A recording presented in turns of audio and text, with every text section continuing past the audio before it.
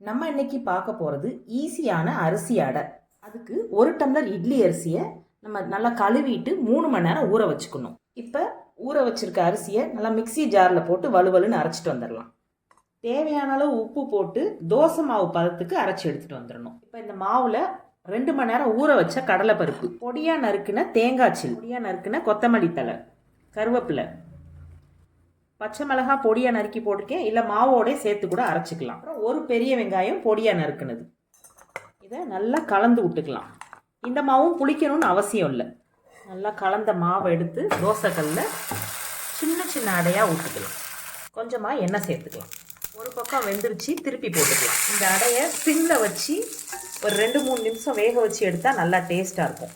திருப்பி போட்ட பிறகும் சுற்றி கொஞ்சமாக எண்ணெய் சேர்த்துக்கணும். இப்போ இன்னொரு பக்கம் வெந்துருச்சு, தட்டில் ட்ரான்ஸ்ஃபர் பண்ணிடலாம். சிம்பிள் அண்டு டேஸ்டியான அரிசி அடை ரெடி.